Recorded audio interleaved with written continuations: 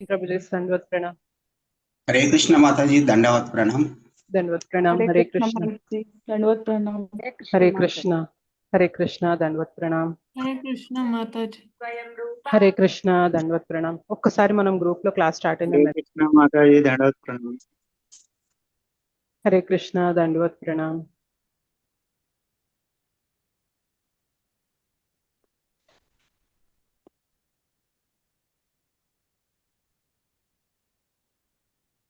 हरे कृष्ण माता जी। हरे कृष्ण दंडवत प्रणाम। हरे कृष्ण माता जी, दंडवत। हरे कृष्ण माता जी दंडवत प्रणाम।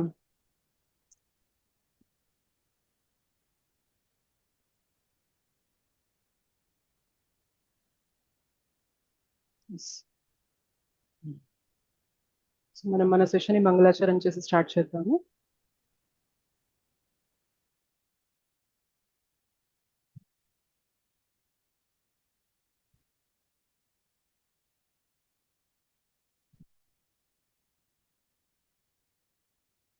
ओम अज्ञानतिमिरान्धस्य ज्ञानाञ्जनशलाकया चक्षुरुन्मीलितं येन तस्मै श्रीगुरवे नमः। श्रीचैतन्यमनोभीष्टं स्थापितं येन भूतले स्वयं रूपः कदा मह्यं ददाति स्वपदान्तिकं। वन्देऽहं श्रीगुरोः श्रीयुतापदकमलं श्रीगुरून् वैष्णवांश्च श्रीरूपं साग्रजातं सहगण रघुनाथान्वितं तं सजीवं साद्वैतं सावधूतं परिजनसहितं कृष्णचैतन्यदेवं श्रीराधा कृष्णपादान् सहगण ललिता श्रीविशाखान्वितांश्च। नमो विष्णुपादाय कृष्णप्रेष्ठाय भूतले श्रीमते भक्तिवेदान्तस्वामिनिति नामिने। नमस्ते सारस्वते देवे गौरवाणी प्रचारिणे निर्विशेष शून्यवादी पाश्चात्यदेशतारिणे। नमो महावदन्याय कृष्णप्रेम प्रदायते कृष्णाय कृष्णचैतन्य नाम्ने गौरत्विषे नमः।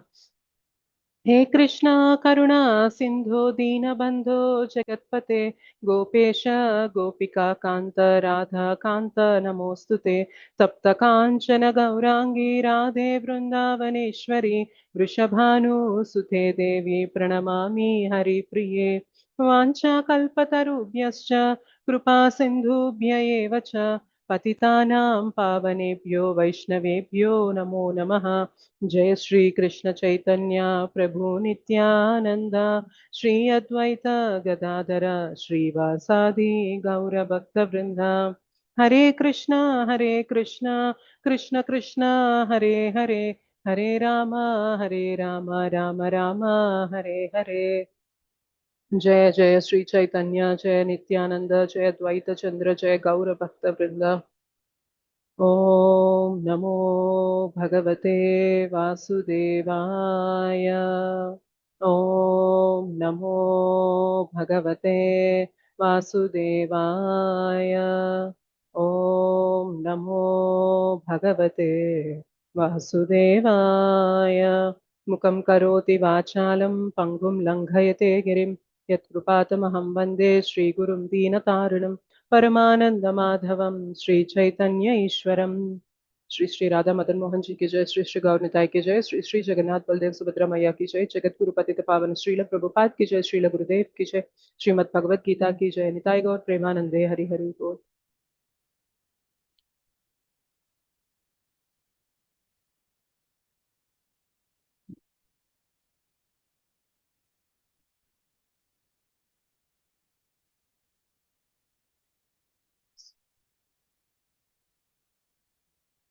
हरे कृष्णा माता जी प्रभु जी संगत प्रणाम। Thank you for joining today session. माता जी, दंड हरे प्रणाम। कृष्ण। हरे कृष्ण माता जी, दंडवत प्रणाम। दंडवत प्रणाम। हरे हरे कृष्ण। कृष्ण माता जी, दंडवत प्रणाम। हरे माता जी। कृष्ण माता जी। हरे कृष्ण दंडवत हरे प्रणाम। कृष्ण माता जी, दंडवत प्रणाम। ధన్యవాద్ ప్రణామ్। హరే కృష్ణ మాతాజీ సంప్రభుజీ। ఈరోజు మనము 7వ అధ్యాయంలో 4 అండ్ 5 శ్లోకాలు అనేవి చర్చించుకోవడానికి ప్రయత్నం చేద్దాము। సో లాస్ట్ క్లాస్ లో మనము మూడో శ్లోకం అనేది చర్చించుకున్నాము। ఇవాళ దాని కంటిన్యూయేషన్ శ్లోకాస్ రెండు కూడా మనకి 108 ఇంపార్టెంట్ శ్లోకాస్ లో వస్తాయి కాబట్టి ఆ రెండింటిని మనం కంటిన్యూ చేద్దాం। ఎందుకు రెండు శ్లోకాస్ ఇవాళ పెట్టాను అంటే రెండు కొంచెం కనెక్టెడ్ గా ఉంటాయి అన్నమాట। సో అందుకని రెండు కవర్ చేయడానికి ప్రయత్నం చేద్దాం। సో మనం యాజ్ యూజువల్గా శ్లోక అనేది రిసైడ్ చేద్దాము. నేను ముందు చెప్తాను, తర్వాత మీరు నా వెనక పలకండి. తర్వాత 5 మెంబర్స్కి ఛాన్స్ ఇస్తాను శ్లోక చదవడానికి. సో మీరు హ్యాండ్ రైజ్ చేసి పెడితే శ్లోక ఒక 5 మెంబర్స్ చదువుతారు, అనువాదం భాష్యం కూడా చదవచ్చు. అండ్ ఆ తర్వాత 7.5 శ్లోక కూడా మనం అదే పని చేద్దాము. భూమిరాపో నలో వాయు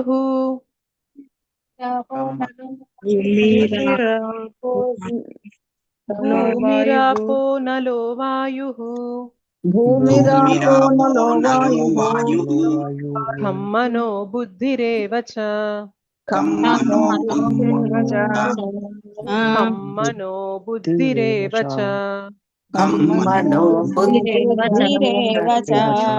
అహంకార ఇతి యం మే అహంకార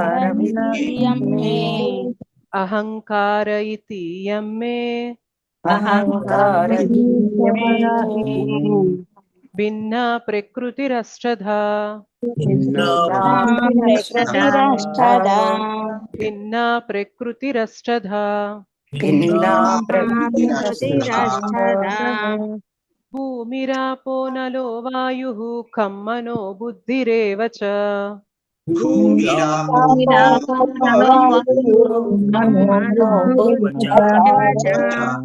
భూమిరాపో నలో వాయుః ఖమ్మనో బుద్ధిరేవ చ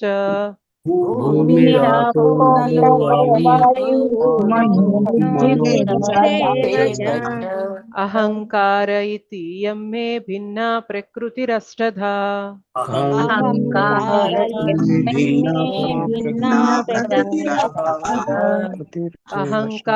ఇతి యం మే భిన్న ప్రకృతిరష్టధా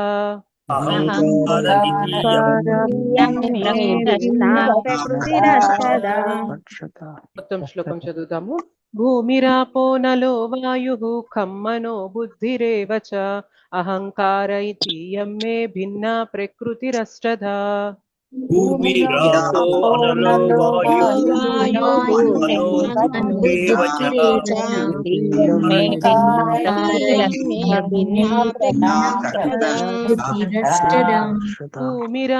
నలో వాయుః ఖమ్మనో బుద్ధిరేవ చ అహంకార ఇతి యం మే భిన్న ప్రకృతిరష్టధా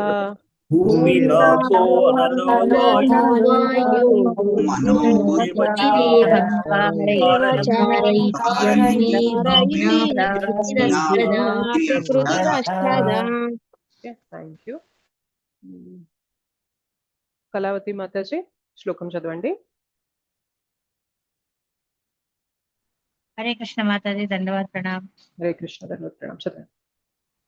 భూమిరాపో నలో వాయుః ఖమ్మనో బుద్ధిరేవ చ అహంకార ఇతి యం మే భిన్న ప్రకృతిరష్టధా. Thank you Mataji. హరే కృష్ణ. ఇది అహంకారానే, మనం అహంకారాన్ని చదివాం. ఇక్కడ అహంకార అని పడింది, అది బై మిస్టేక్ పడింది, అది అహంకారానే ఉంటుంది. ఓకే, తేజశ్రీ మాతాజీ శ్లోకం చదవండి.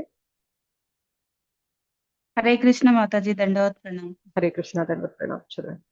భూమిరాపో నలో వాయుః ఖమ్మనో బుద్ధిరేవ చ అహంకార ఇతి యం మే భిన్నా ప్రకృతిరష్టధా. Thank you Mataji. నాగలక్ష్మి మాతాజీ.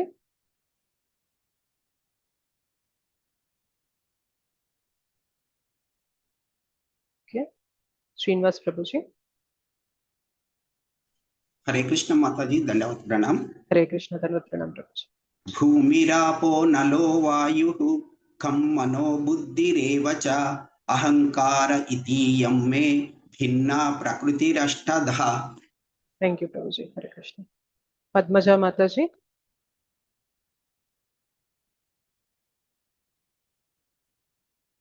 హరే కృష్ణ మాతాజీ. హరే కృష్ణ. చదవండి. భూమిరాపో నలో వాయుః ఖమ్మనో బుద్ధిరేవ చ అహంకార ఇతి యం మే భిన్నా ప్రకృతిరష్టధా. Thank you Mataji. వీణేశ్వరి మాతాజీ అనువాదం చదవండి. హరే కృష్ణ మాతాజీ దండవత్ హరే ప్రణామ్. కృష్ణ దండవత్ ప్రణామ్.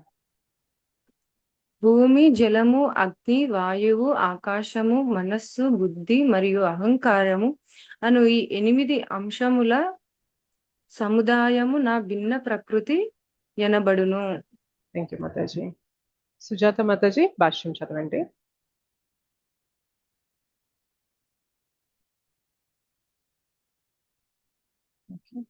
శ్రీ పద్మ మాతాజీ భాష్యం చదవండి.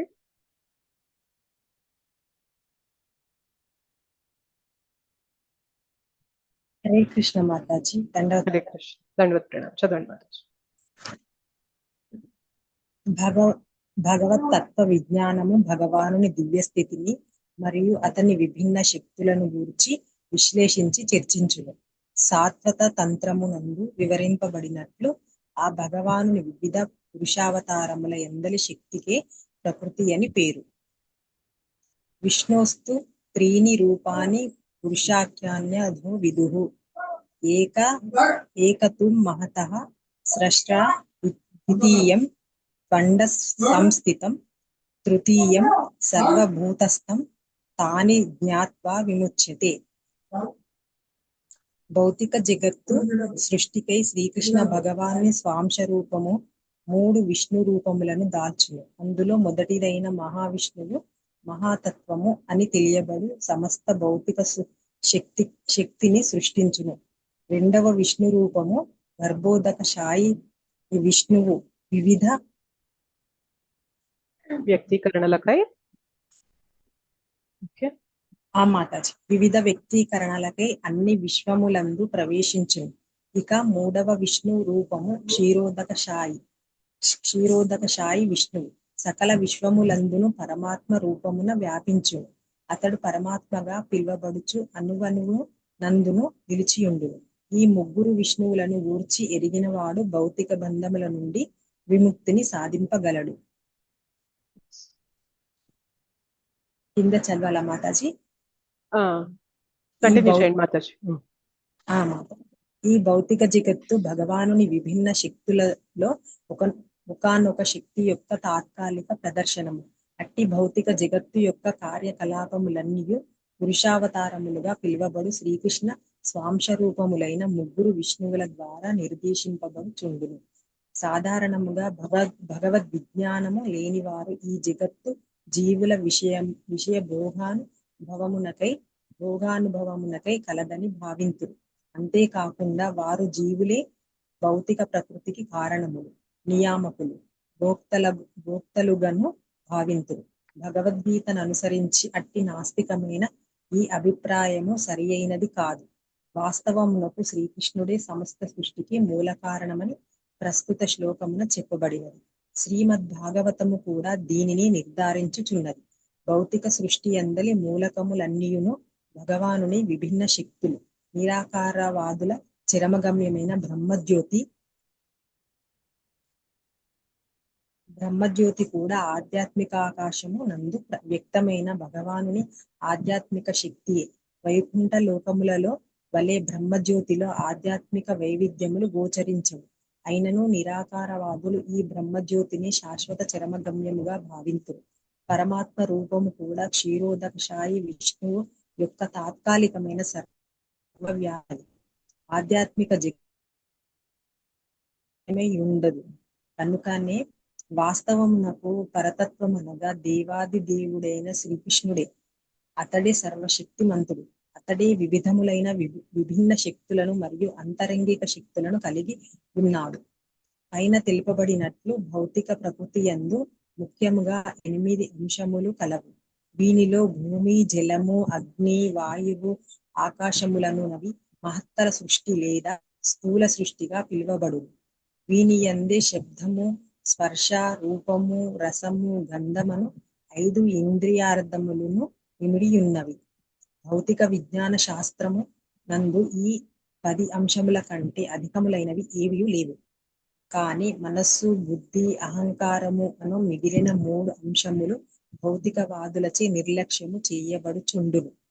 మనోకర్మలయందు మునిగిన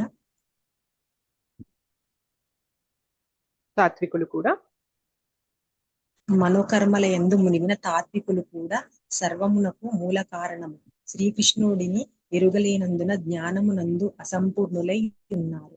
నేను, నాది అను అహంకార భావమనే భౌతిక స్థితికి మూల. అహంకారము భౌతిక కర్మలకు ఉపయోగపడదు. ఉపయోగపడు దేశీ దశేంద్రియములను కూడియుండును. దశేంద్రియములను అనున్నది మహాతత్వ కనుక దశేంద్రియములను కూడియుండును. బుద్ధి అనున్నది మహాతత్వమనబడు సర్వభౌతిక సృష్టిని సూచించును. కనుక భగవాన్ని విభిన్నములైన ఈ అష్టశక్తుల నుండి భౌతిక జగత్తు యొక్క 24 అంశములు వ్యక్తమగుచున్నవి. అవి నాస్తికమైన సాంఖ్యతత్వమునకు చర్చనీయాంశమైన విషయములు. వాస్తవమునకు అవన్నీయును మొదట శ్రీకృష్ణుని శక్తి నుండి ఉద్భవించి అతని నుండి విడివడి ఉన్నవి. కానీ అల్పజ్ఞులు నాస్తికులైన సాంఖ్య తత్వవేత్తలు ఈ శ్రీకృష్ణుని కారణునిగా ఎరుగజాలరు. భగవద్గీత యందు తెలుపబడినట్లు శ్రీకృష్ణుని బ్రహ్మశక్తి వ్యక్తీకరణని సాంఖ్యాతత్వము చర్చనీయాంశం. Thank you Mataji. ఈ శ్లోకంలో ఏమంటున్నారో చూద్దాము. భూమి అంటే భూమి, ఆపో జలము, ఆపహ అంటే జలము నీరు, అనల అంటే అగ్ని, వాయు అంటే వాయువు, ఖం అంటే ఆకాశము, మనో అంటే మనస్సు, బుద్ధి, రేవచ అహంకారం అంటే మన ఫాల్స్ ఈగో అహంకారం ఉంటాయి కదా. సో ఈ 8 అంశాలు సముదాయము నా భిన్న ప్రకృతి అనబడును. భగవంతుడు 7.3లో మనం ఏం డిస్కస్ చేసుకున్నామంటే ఎంత అరుదు ఈ జ్ఞానాన్ని పొందడము, భగవంతుడి గురించి తత్వతః తెలుసుకోవడం అనేది ఎంత అరుదు అనే విషయం మనం తెలుసుకున్నాము. సో ఎంతో మంది, వేల మంది సిద్ధి కోసం ప్రయత్నం చేస్తూ ఉంటే ఒక్కరే సిద్ధిని సాధిస్తారు. అంటే వేల మందిలో ఒకరికే సిద్ధి సాధించాలనే ఇది తపన కూడా కలుగుతుంది. అలా సిద్ధిని సాధించాలనే వేల మందిలో కూడా మనకి కృష్ణుడు, భగవంతుడిని తత్వతః తెలుసుకునేవారు చాలా అరుదుగా ఉంటారు అని భగవంతుడు చెప్పారు. ఇప్పుడు భగవంతుడు ఎటువైపు తీసుకెళ్తున్నారంటే ఆయన తన యొక్క శక్తుల గురించి జ్ఞానాన్ని ఇస్తున్నారనమాట. అయితే అసలు ఎందుకు ఈ జ్ఞానాన్ని ఇస్తున్నారంటే బేసిక్ గా జీవుడికి భగవంతుడికి మధ్యన సంబంధం ఉంది. ఆ సంబంధాన్ని తిరిగి పునఃస్థాపించుకోవాలి. మనం మర్చిపోయాం, ఆ సంబంధాన్ని మర్చిపోయి ఇక్కడ బ్రతుకుతూ ఉన్నాం. సో సంబంధాన్ని తిరిగి మనం ఏర్పరచుకోవాలి అంటే అసలు సంబంధం ఏంటి, భగవంతుడు ఏంటి, ఆయన శక్తులేంటి, మనమేంటి అనే విషయం తెలియాలి.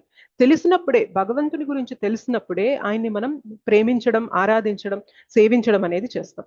మనకి ఎప్పుడైనా ఎవరైనా వ్యక్తి గురించి తెలియలేదనుకోండి, మనం వారిపైన ఏమన్నా గౌరవము, ప్రేమ, ఆదరణ అవి చూపుతామా?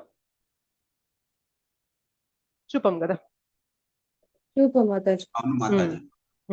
సో భగవంతుడు ఇక్కడ ఎందుకు భగవద్గీత చెప్తున్నారంటే మీరందరూ నా అంశాలు, నాతో మీరు కనెక్ట్ అవ్వాలి అని తెలియజేయడం కోసం భగవంతుడు భక్తి యోగ చాప్టర్స్ అన్ని కూడా మొదలు పెట్టింది మనకి. భక్తి యోగ అంటే 7 నుంచి 12 అధ్యాయాలు కదా. సో భగవంతుని యొక్క జ్ఞానం అనేది చెప్తున్నారు. గత క్లాస్ లో కూడా మనం ఇది చెప్పుకున్నాం. సో ఆ జ్ఞానం అనేది చెప్తూ ఇప్పుడు 7.4 అండ్ 7.5 శ్లోకాల్లో మనకి ఏం చెప్తున్నారంటే భగవంతుడి యొక్క శక్తుల గురించి చెప్తున్నారు. ఈ శ్లోకాలో మనకి చెప్తుంది భగవంతుని యొక్క బహిరంగ శక్తి గురించి. ఓకే, భగవంతునికి 2 శక్తులు ఉంటాయి, బహిరంగ శక్తి, అంతరంగిక శక్తి. అంటే వివిధ రకాల శక్తులు ఉంటాయి, బట్ బేసిక్ కేటగిరీ కింద చూసుకుంటే బహిరంగ, అంతరంగిక శక్తి అంటారు. సో ఈ భూమి, జలము, అగ్ని, వాయువు, ఆకాశము, మనస్సు, బుద్ధి, అహంకారము, ఈ 8 అంశాలు కలిపితే భగవంతుని యొక్క బహిరంగ శక్తి అని చెప్తున్నారు. ఓకేనా? అయితే ఒక నిమిషం.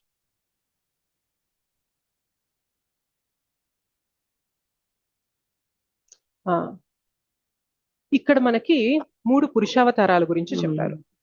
ఏమిటా పురుషావతారాలు అంటే భగవంతుడు ఈ భౌతిక జగత్తుని సృష్టి చేయడానికి ఆయన ఈ పురుషావతారాలుగా విస్తారం చెందారు. సో ఎవరు ఆ పురుషావతారాలు అంటే కారణోదకశాయి విష్ణు, గర్భోదకశాయి విష్ణు, క్షీరోదకశాయి విష్ణు, 3 పురుషావతారాలు. సో ఈ భౌతిక జగత్తుని భగవంతుడు సృష్టి చేయడానికి ఆయన 3 విష్ణువులుగా ఆయన విస్తారం చెందారు. వీరిని పురుషావతారాలు అంటారు. ఓకే, మొదటి పురుషావతారం కారణోదకశాయి విష్ణు, రెండవది గర్భోదకశాయి విష్ణు, మూడవది క్షీరోదకశాయి విష్ణు. అసలు ఎవరు వీళ్ళు, ఏం చేస్తున్నారు, ఏంటి, ఎలా భగవంతుడు ఇలా విస్తారం చెంది ఎలా మరి వీరి నుండి భౌతిక జగత్ అనేది సృష్టింపబడుతుంది అనేది మనం కొంచెం సేపు చర్చించుకుందాం. సో కారణోదకశాయి విష్ణు పేరులోనే ఉంది చూసారా, కారణం అంటే ఏంటి, దీని వెనక ఉన్న కారణం, ఈ జగత్తు మొత్తానికి కూడా కారణము ఈయన కారణోదకశాయి విష్ణు. కారణోదకశాయి విష్ణువునే మనము మహావిష్ణు అని కూడా పిలుస్తాం. ఓకే, సో ముగ్గురు పురుషావతారాల్లో మొదటి పురుషావతారాన్ని మనము మహావిష్ణు అని చెప్పి పిలుస్తాం. అయితే ఈ కారణోదకశాయి విష్ణు ఆయన ఎప్పుడైతే శ్వాసని వదులుతారో ఆయన యొక్క స్వేద గ్రంథుల నుండి, స్వెట్ పోర్స్ ఉంటాయి కదా, మనకి చెమట పడుతుంది కదా మన ఒళ్ళంతా కూడా, సో మనకి ఒక పోర్స్ ఉంటాయి, చిన్న చిన్న హోల్స్ ఉంటాయి మన స్కిన్ పైన. సో అలా కారణోదకశాయి విష్ణు యొక్క స్వేద గ్రంథుల నుండి మొత్తం బ్రహ్మాండాలు ఉద్భవిస్తాయి. ఎప్పుడు? కారణోదకశాయి విష్ణు శ్వాసని వదిలినప్పుడు. ఓకే, మళ్ళీ శ్వాసని తీసుకున్నప్పుడు బ్రహ్మాండాలన్నీ లోపలికి వెళ్ళిపోతాయి. అంటే బ్రహ్మాండాలు ఫస్ట్ ఎక్కడి నుండి వచ్చాయి అంటే కారణోదకశాయి విష్ణు యొక్క శరీరం నుండి బయటికి వచ్చాయి. ఓకే, బయటికి వచ్చిన తర్వాత ఆ బ్రహ్మాండంలో చలనం ఏమీ ఉండదు. బ్రహ్మాండం వచ్చింది కానీ చలనం లేదు. కాబట్టి ఇప్పుడు రెండవ పురుష అవతారమైన గర్భోదకశాయి విష్ణు అందులోకి ప్రవేశిస్తారనమాట. అయితే ఈ బయటికి రావడం అనేది మనకి ఎలా అంటే ఏదో పెద్ద ఫుట్బాల్ లాగా వస్తుంది, పెద్ద ఈ మెటీరియల్ యూనివర్స్, ఈ బ్రహ్మాండం అంతా అలా వస్తుంది అని అనుకోకూడదు మనము. మనకి శ్రీమద్ భాగవతంలో క్లియర్ గా చెప్తారనమాట. సెకండ్ క్యాంటో, థర్డ్ క్యాంటోలో దీని వివరాలు అనేవి డీటెయిల్ గా ఇస్తారు. మనం కొన్ని చూచాయిగా నేను మీకు హై లెవెల్లో చెప్తాను. ఏంటి అంటే ఎప్పుడైతే కారణోదకశాయి విష్ణువు నుండి ఈ బ్రహ్మాండం అనేది ఉద్భవిస్తుందో, అంటే బోలెడన్ని కోట్లలో వస్తాయి, లక్షల్లో వస్తూ ఉంటాయి అన్నమాట. ఎందుకంటే చాలా స్వేద గ్రంథులు ఉంటాయి కదా, సో బోలెడన్ని బ్రహ్మాండాలు వస్తాయి. ఆ బ్రహ్మాండం ఎలా వస్తుంది అంటే ఫస్ట్ ఒక చిన్న విత్తనం రూపంలో వస్తుంది, ఒక చిన్న సీడ్ లాగా వస్తుంది. దాన్ని ప్రధాన అంటారు. ఓకే, సో ఈ ప్రధాన ఏమైద్ది అంటే మహత్తత్వంగా మారుతుంది.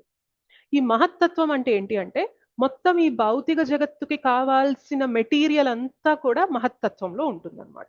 ఇంగ్రీడియంట్స్, ఇప్పుడు మనం వంట చేయడానికి ఇంగ్రీడియంట్స్ ఉంటాయి కదా, అలానే ఈ భౌతిక జగత్తు సృష్టి చేయడానికి కావాల్సిన ఇంగ్రీడియంట్స్ అంతా కూడా, దానికి కావాల్సిన వనరులంతా కూడా ఈ మహత్తత్వంలో ఉంటుంది. ఈ మహత్తత్వం మళ్ళీ ఎలా రూపు చెందుతుంది అంటే అహంకారంగా మారుతుంది, ఫాల్స్ ఈగో. ఓకే, ఆ అహంకారం అనేది ప్రకృతి త్రిగుణాల యొక్క కలయికతో చేరి మనకి మిగిలిన ఎలిమెంట్స్ అన్నీ వస్తాయన్నమాట. అంటే అగ్ని, జలము, వాయువు, నీరు, ఆకాశము, బుద్ధి, మనస్సు. ఆల్రెడీ అహంకారం నుండి ఇవన్నీ వచ్చాయి కాబట్టి అహంకారం కూడా ఉంటుంది. అర్థమైందా? సో ఇప్పుడు మనం 8 ఎలిమెంట్స్ అని చర్చించుకున్నాం కదా, అవి అసలు ఎలా వచ్చాయి అంటే కారణోదకశాయి విష్ణు యొక్క శరీరం నుండి ఒక చిన్న సీడ్ లాగా మనకి ప్రధాన అని వస్తుంది అనమాట. అది మహత్తత్వంగా రూపుదిద్దుతుంది. ఆ మహత్తత్వంలో మనకి భౌతిక జగత్తుకి కావాల్సిన ఎలిమెంట్స్ అన్నీ ఉంటాయి. సో అది మళ్ళీ మనకి అహంకారంగా మారుతుంది. ఆ అహంకారం నుండే మనకి ఈ మొత్తం ఈ సృష్టికి కావాల్సినవన్నీ కూడా అవి త్రిగుణాల సంపర్కంలోకి రావడం వల్ల మొత్తం ఈ సృష్టి అనేది జరుగుతుంది. ఓకే, సో అయితే సృష్టి జరిగాక సృష్టిలో చలనం అనేది లేదు. సో చలనం రావడానికి మళ్ళీ ఏమైంది అంటే సృష్టికి కావాల్సిందంతా రెడీ అయింది, బట్ లోపల మళ్ళీ ఒక్కొక్క బ్రహ్మాండంలో కూడా మళ్ళీ జీవులు ఎంటర్ అవ్వడానికి భగవంతుడు రెండవ పురుషావతారంగా ఎంటర్ అవుతారన్నమాట ఒక్కొక్క బ్రహ్మాండంలోకి. ఇప్పుడు స్వేద గ్రంథుల నుండి బోలెడన్ని బ్రహ్మాండాలు వచ్చేసాయి. ఒక్కొక్క బ్రహ్మాండంలోకి ఒక్కొక్క అంశగా గర్భోదకశాయి విష్ణు వెళ్తారు. ఓకే, కారణోదకశాయి విష్ణు నుండి మొత్తం భౌతిక జగత్తు వచ్చింది. ఒక్కొక్క బ్రహ్మాండంలోకి మళ్ళీ గర్భోదకశాయి విష్ణు వెళ్తారు. వెళ్ళి అక్కడ గర్భ ఓషన్ పైన పడుకునున్నప్పుడు ఆయన యొక్క నాభి నుండి ఒక తామర పువ్వు, ఒక కమల పువ్వు అనేది వికసిస్తుంది. ఆ తామర పువ్వు యొక్క పైన భాగంలో మనకి బ్రహ్మదేవుడు ఉంటారన్నమాట. ఓకేనా? సో ఆ గర్భోదకశాయి విష్ణు ఈ బ్రహ్మదేవుడికి మొత్తం జ్ఞానాన్ని చెప్తారు, ఎలా ఈ బ్రహ్మాండంలో సృష్టి చేయాలి అనేది చెప్తారనమాట. ఓకేనా? సో బ్రహ్మాండంలో సృష్టి చేయాలని చెప్పిన తర్వాత బ్రహ్మదేవుడు ఆ బ్రహ్మాండంలో సృష్టి చేస్తారు. మనకి జనరల్ గా చదువుకుంటాం కదా, ఏంటి బ్రహ్మ సృష్టి చేస్తారు, సృష్టి, స్థితి, లయ అని 3 ఉంటాయి అనుకుంటాం. సృష్టి అనేది బ్రహ్మ చేస్తారు అని చెప్పి మనం తెలుసుకున్నాం. కానీ ఆ సృష్టి బ్రహ్మ చేయడానికి కూడా వెనక మూలం ఎవరు అంటే గర్భోదకశాయి విష్ణు. ఓకే, గర్భోదకశాయి విష్ణు బ్రహ్మదేవుడికి చెప్తారు ఎలా చేయాలి అనేది. తపస్య అనేది చేయడం వల్ల బ్రహ్మదేవుడు గర్భోదకశాయి విష్ణువు నుండి ఆ జ్ఞానాన్ని పొంది మనకి ఈ జగత్తుని అంటే ఈ బ్రహ్మాండంలో సృష్టి చేస్తారు. చేసిన తర్వాత కూడా చలనం రావాలి, ఒక్కొక్క అణువులో చలనం రావాలి అంటే మళ్ళీ 3వ పురుషావతారమైన క్షీరోదకశాయి విష్ణు ప్రతి అణువులో ఆయన ఎంటర్ అవుతారు. అంటే మనకి ఆటమ్స్ అంటాం కదా, అణువులో కూడా ఆయన ఎంటర్ అయిన తర్వాతనే ఆ ఆటమ్స్ లో ఎలక్ట్రాన్స్ ప్రోటాన్స్ అనేవి కూడా మూవ్ అవుతాయి అంటారు అనమాట. అంటే ప్రతి జీవిలో కూడా పరమాత్మ ఉంటారు, ప్రతి వస్తువులో కూడా అణువులోనూ కూడా పరమాత్మ ఎంటర్ అవుతారు. అప్పుడే ఆ వస్తువులు అనేవి కరెక్ట్ గా మనం ఎలా అయితే చూసినామో అలా మెయింటైన్ అవుతున్నాయి. ఎందుకు అంటే పరమాత్మ ఉన్నారు కాబట్టి. ఈ పరమాత్మనే మనం ఏమని పిలుస్తామంటే క్షీరోదక శాయి విష్ణు, లేదా ఇంకొక పేరు పరమాత్మ. ఓకే, సో ఇంకొకసారి రివిజన్ చేస్తాను. ఏంటి అంటే ఈ భౌతిక జగత్తు మొత్తానికి కారణం మనకి భగవంతుడు కృష్ణ. అయితే కృష్ణ ఈ జగత్తుని సృష్టి చేయడానికి ఈయన 3 పురుషావతారాలుగా విస్తారం చెందుతారు. మొదటి పురుషావతారం వచ్చేసి కారణోదక శాయి విష్ణు, రెండవది గర్భోదక శాయి విష్ణు, మూడవది క్షీరోదక శాయి విష్ణు. కారణోదక శాయి విష్ణు ఎప్పుడైతే శ్వాసని వదులుతారో బ్రహ్మాండాలన్నీ కూడా ఆయన యొక్క స్వేద గ్రంథుల నుండి బయటికి వచ్చాయి. బయటికి వచ్చిన బ్రహ్మాండంలో మనకి సృష్టి జరగడానికి రెండవ పురుషావతారమైన గర్భోదక శాయి విష్ణు ఒక్కొక్క బ్రహ్మాండంలో ఉంటారు. ఆ గర్భోదక శాయి విష్ణు యొక్క నాభి నుండి వచ్చిన కమల పువ్వు పైన, తామర పువ్వు పైన బ్రహ్మదేవుడు ఉంటారు. ఆ బ్రహ్మదేవుడికి ఈ బ్రహ్మాండంలో సృష్టి ఎలా చేయాలో చెప్తారు. సో బ్రహ్మదేవుడు సృష్టి చేశాక మళ్ళీ అణువులోనూ చలనం రావడానికి మూడవ పురుషావతారమైన క్షీరోదక శాయి విష్ణు ఎంటర్ అవుతారనమాట. అప్పుడు మాత్రమే ఇక్కడ సృష్టి అనేది జరిగి అన్ని కూడా ప్రాపర్ గా నడుస్తూ ఉన్నాయి. ఓకే, ఆ మూడో పురుషావతారాన్ని మనము పరమాత్మ అని పేరుతో పిలుస్తున్నాం. మొదటి పురుషావతారాన్ని మనం మహావిష్ణు అంటున్నాం. ఇంతవరకు క్లియరా? ఒక డౌట్ దీనికి రిలవెంట్ గానే మధ్యలో అడిగానని ఏమనుకోవద్దు. చెప్పండి. కారుణోదాయక విష్ణువు చెప్పేటప్పుడు మీరు ఈ శ్వేత గ్రంథుల నుండి బ్రహ్మాండాలు ఉద్భవిస్తాయి అన్నారు కదా. భూమి, జలము, అగ్ని, వాయువు, ఆకాశం ఓకే. మనసు, బుద్ధి, అహంకారం నుండి ఎక్కడైనా శరీరం ఉంటే కదా వస్తుంది. అది మరి ఇక్కడ ఎలా వచ్చింది అనేది అవి సూక్ష్మంగా ఉన్నాయి.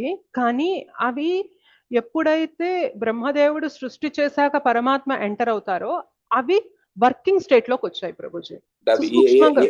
ఏ రకంగా ఉన్నట్టు? సూక్ష్మంగా అంటే అవి వాయు రూపంలో ఉన్నట్ట, లేకపోతే ఒక మెటీరియల్ గా ఉన్నట్ట, లేకపోతే ఎలా అనేది? అది మనం వాయువు అని చెప్పలేము.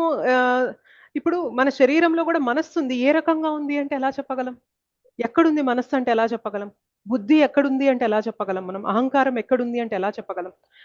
ఇప్పుడు దీన్ని ఎలా పోలుస్తారంటే ప్రభు, మనకు కనిపించేవంతా కూడా హార్డ్వేర్ అంటారు అనమాట. ఇప్పుడు కళ్ళు, చెవులు, ముక్కులు ఇదంతా హార్డ్వేర్. ఇప్పుడు మన సిస్టమ్ లో కూడా కీబోర్డ్ ఉంటుంది, మౌస్ ఉంటుంది, క్యామ్ ఉంటుంది, ల్యాప్టాప్, డెస్క్టాప్ ఉంటుంది, మనకి మానిటర్ ఉంటుంది, ప్రింటర్, ఇవన్నీ ఉంటాయి. ఇవి మన కళ్ళకు కనిపిస్తాయి.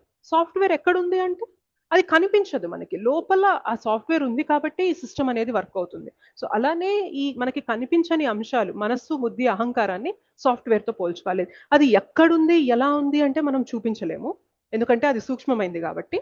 బట్ స్టిల్ ఉన్నది, అది ఉన్నది కాబట్టి మనం ఇలా వర్క్ చేస్తున్నాం. ఓకేనా Prabhu? Yes, thank you Prabhu. Okay, ఇంతవరకు అర్థమైందా అండి? 3 పురుషావతారాలు ఎలా సృష్టి అనేది బ్రీఫ్ గా అయినా అర్థమైనా చాలు. మనకి ఇక్కడ భగవద్గీతలో ఎక్కువ డీటెయిల్స్ అనేవి వెళ్ళరు, భాగవతంలో మాత్రం డీప్ గా వెళ్తారు. Is it clear? yes Mataji, very clear. Okay, thank you. Next ఏంటి అంటే సో మన అహంకారం ఏదైతే ఉందో, ఫాల్స్ ఈగో అంటాం కదా, అదే ఈ మొత్తానికి కూడా మూల కారణం అని తెలుసుకోవాలి. ఎందుకంటే ఆ ప్రధాన అనేది మహత్తత్వంగా మారి, మహత్తత్వం అనేది అహంకారంగా రూపొచ్చింది. అహంకారం అనేది త్రిగుణాలతో సంపర్కంలోకి వచ్చాక మనకి ఈ జగత్తులోకి కావాల్సిన మూలకాలన్నీ కూడా ఫామ్ అయ్యాయి. అంటే వీటన్నిటికీ మూలం ఎక్కడ అంటే ఆ దురహంకారం అనమాట. సో ఇప్పటికీ కూడా మనం ఎందుకు సఫర్ అవుతూ ఉన్నామంటే ఆ దురహంకారం వల్లనే. బట్ ఎప్పుడైతే అర్థం చేసుకుంటామో కరెక్ట్ అహంకారం మనకు వచ్చింది అనుకోండి. అహంకారం అంటేనే చెడు పదం కదా, కరెక్ట్ అహంకారం, దురహంకారం అంటే సరైన అహంకారం, దురహంకారం ఏంటి? రైట్ ఈగో, ఫాల్స్ ఈగో ఏంటి అంటే, ఫాల్స్ ఈగో అంటే ఏదైతే మనది కాదో మనదని భావిస్తూ మనం ఉంటాం కదా, దాన్ని ఫాల్స్ ఈగో అంటారంటే ఈ శరీరం మనం కాదు కానీ ఈ శరీరం నేనే అని భావిస్తున్నాం చూసారా, అది ఫాల్స్ ఈగో. సరైన ఈగో అంటే ఏంటి అంటే నేను శరీరం కాదు ఆత్మని అని తెలుసుకోవడం అనేది కరెక్ట్ ఈగో అనమాట. కరెక్ట్ ఐడెంటిటీని తెలుసుకోవడం అనేది రైట్ ఈగో. మనకి ఎప్పుడు ఈగో అనేది ఉంటుంది, కానీ ఫాల్స్ ఈగో నుండి రైట్ ఈగోకి మనం రావాలన్నమాట. ఓకేనా? సో ఇప్పుడు మనం ఈ ఎలా భౌతిక జగత్తు అనేది సృష్టి చేయబడింది అని డిస్కస్ చేసుకున్నాం కదా. ఈ భౌతిక జగత్తులో ఉన్న ఈ భూమి, అగ్ని, వాయువు, జలము, ఆకాశము, ఈ 5 పంచభూతాలు అని మనం పిలుస్తాం. మీరు చూస్తే ప్రతి అణువులో ఏ వస్తువైనా చూడండి, ఇక్కడ ఏదైనా కానీ ఈ పంచభూతాలతో కాకుండా ఇంకా దేంతో అయినా తయారు చేయబడుతుందా? లేదు మాతాజీ. లేదు. సో వీటి యొక్క కలయికతోనే ఉంటుంది, ప్రతి వస్తువు కూడా వీటి యొక్క కలయికతోనే ఉంటుంది అనమాట. అండ్ ఇంకా సూక్ష్మంగా ఇప్పుడు మన మన శరీరంలో చూసుకున్నట్లయితే మన శరీరం అంతా కూడా పంచభూతాలతోనే తయారు చేయబడింది. సూక్ష్మంగా ఉండే మనస్సు, బుద్ధి, అహంకారం కూడా భగవంతుడి యొక్క ఈ బహిరంగ శక్తినే. సో ఇదంతా ఎక్కడి నుండి వచ్చింది చూడండి, మొత్తం కూడా పురుషావతారాలైన ఆ మహావిష్ణువు నుండి ఆవిర్భవించింది. మరి ఆ మహావిష్ణువుకి మూలం ఎవరు? ఎవరు?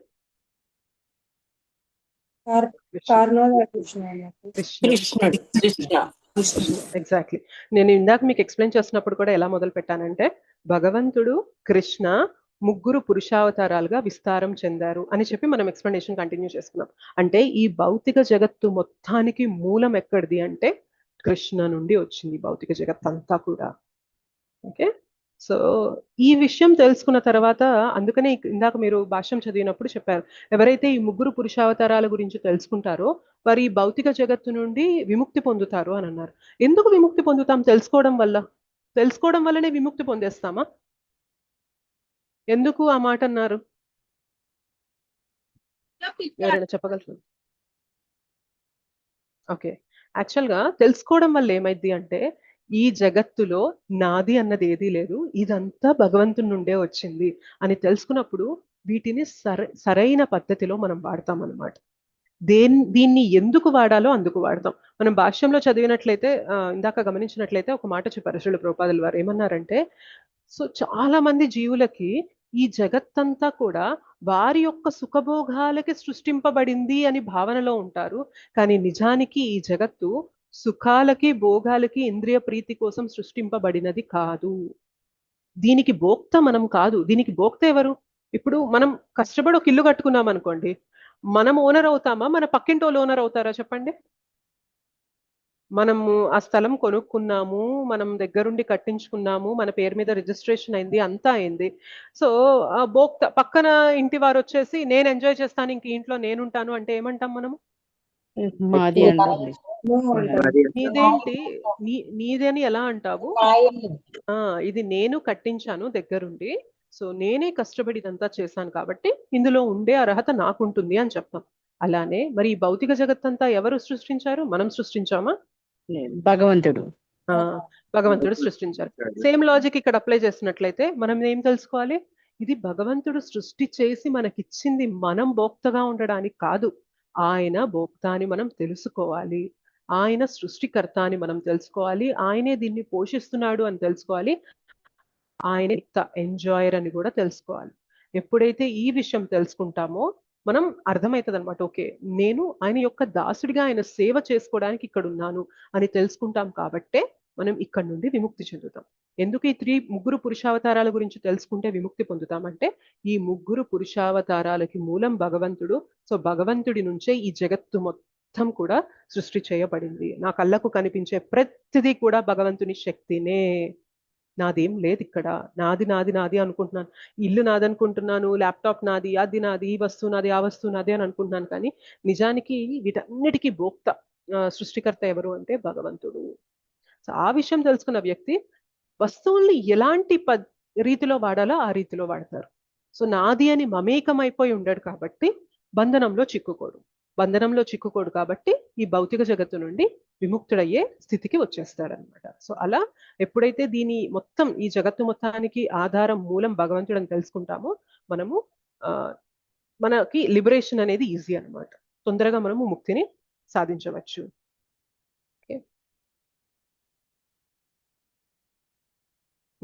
అయితే ఈ భౌతిక జగత్తుని మనం ఏమని పిలుస్తామంటే బహిరంగ శక్తి అంటాం. ఓకే, సో భగవంతుడికి ఇందాక అనుకున్నట్లు 2 రకాల శక్తులు ఉంటాయి, బహిరంగ శక్తి, అంతరంగిక శక్తి. ఇప్పుడు ఈ భౌతిక జగత్తంతా కూడా భగవంతుని యొక్క బహిరంగ శక్తి.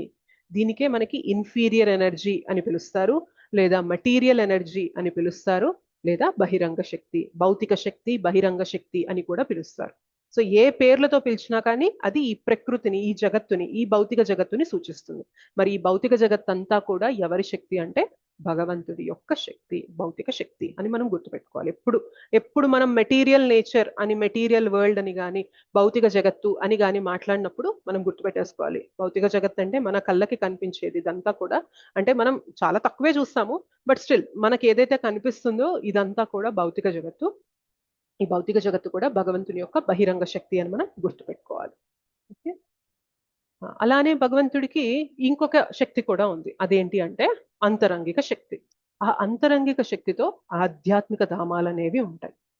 ఓకే, మనం భగవద్గీత క్లాసెస్ లో కూడా చెప్పుకున్నాం. ఏంటి అంటే మనకి వైకుంఠ లోకాలు, ఆధ్యాత్మిక ధామాలు కూడా ఉంటాయి, ఈ భౌతిక జగత్తు కూడా ఉంటుంది. సో జీవుడి యొక్క స్థితి ఏంటి అంటే ఇక్కడి నుంచి అక్కడికి వెళ్ళాలి అని అనుకున్నాం. సో ఇది భగవంతుని యొక్క బహిరంగ శక్తి అయితే అది అంతరంగిక శక్తి. ఓకే,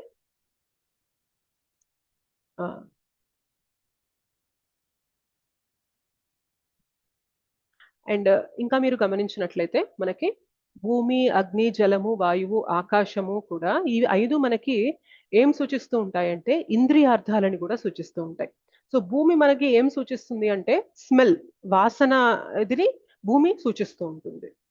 నీరైతే టేస్ట్, రుచిని సూచిస్తూ ఉంటుంది, ఇంద్రియార్థాలు ఇవన్నీ కూడా.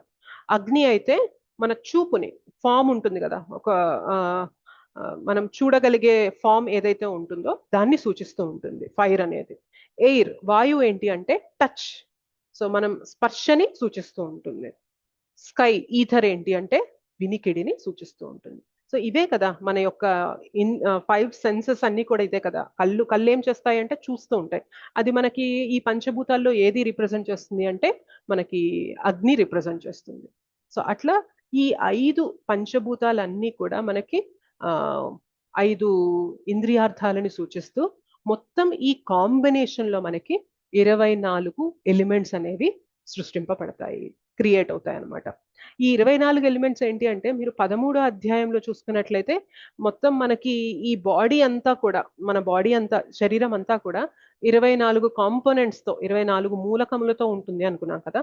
వాటన్నిటికీ బేస్ ఏంటి అంటే ఈ పంచభూతాలు బేస్ ప్లస్ ఈ 5 ఇంద్రియార్థములు. మరి మొత్తం మన శరీరం కానీ జగత్తులో చూసే ప్రతి మ్యాటర్ కి కానీ బేస్ ఇదే అనమాట. దీనంతటికీ మూలం భగవంతుడి యొక్క బహిరంగ శక్తి అని మనం గుర్తుపెట్టుకోవాలి. ఓకేనా, is it clear? Yes Mataji. Okay, next శ్లోక కూడా చర్చించుకున్నాక రెండిటి కనెక్షన్ అనేది మనం డిస్కస్ చేద్దాం.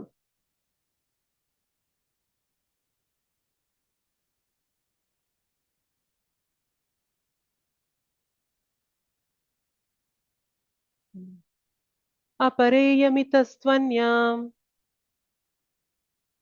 సారీ ఇప్పుడు చెప్పండి. అపరేయమితస్త్వన్యాం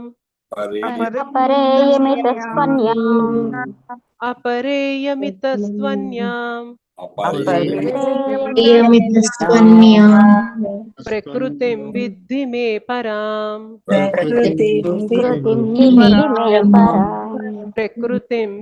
మే పరాం, ప్రకృతిం విద్ధి మే పరాం, జీవభూతం మహాబాహో,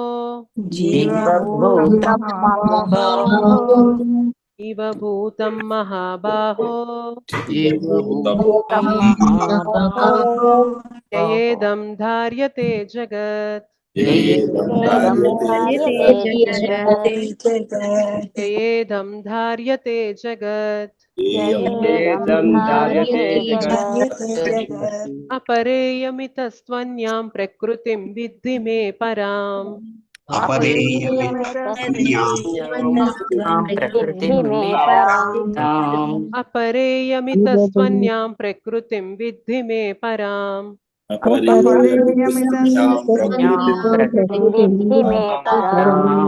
జీవభూతం మహాబాహో యయేదం ధార్యతే జగత్, జీవభూతం మహాబాహో యయేదం జీవభూతం మహాబాహో యయేదం ధార్యతే జగత్,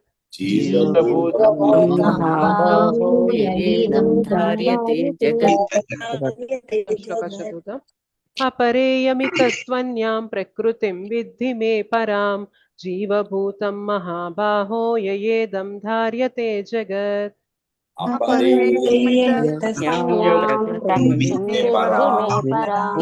మహాబాహో ఏదం ధార్యతే జగత్. अपरेयमितस्त्वन्यां प्रकृतिं विद्धि मे परां जीवभूतं महाबाहो ययेदं धार्यते जगत्. प्रकृतिं मे परां जीवभूतं महाबाहो एदं धार्यते जगत्.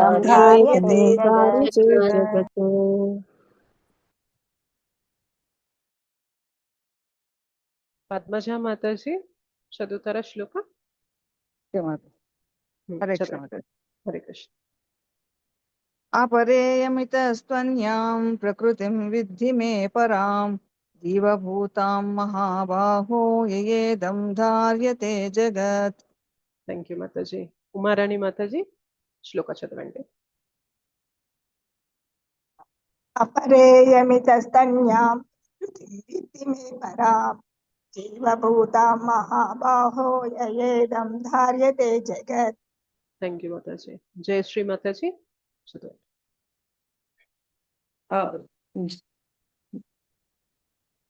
దండవత్ ప్రణామ్ మాతాజీ. దండవత్ ప్రణామ్. హరే కృష్ణ చదవండి. अपरेयमितस्त्वन्यां प्रकृतिं विद्धि मे परां जीवभूतां महाबाहो ययेदं धार्यते जगत्. Thank you Mataji. బాల మాతాజీ హరే కృష్ణ చదవండి.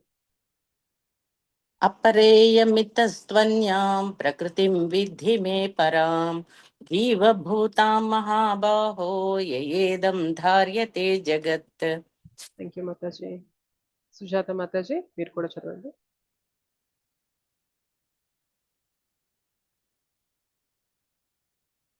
హరే కృష్ణ మాతాజీ. హరే కృష్ణ. अपरेयमितस्त्वन्यां प्रकृतिं विद्धि मे परां जीवभूतां महाबाहो ययेदं धार्यते जगत्. Thank you Mataji. హేమలత మాతాజీ అనువాదం చదవండి.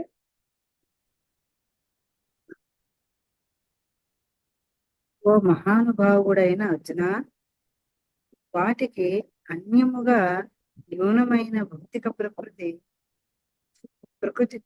ప్రకృతి వనరులను ఉపయోగించుకొను జీవులను కూడి ఉన్న నా ఉన్నతమైన శక్తి వేరొకటి కలదు.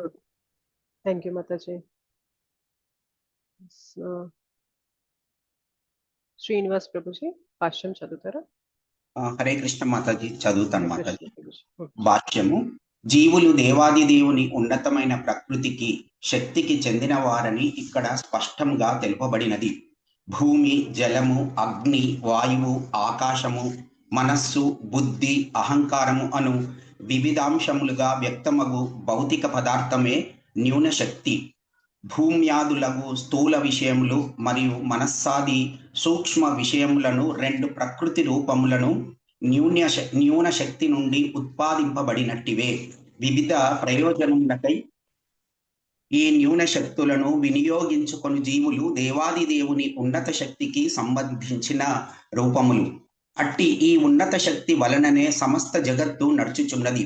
ఉన్నత శక్తికి చెందిన జీవుడు ప్రేరేపింపనిదే భౌతిక జగత్తు నడవలేదు.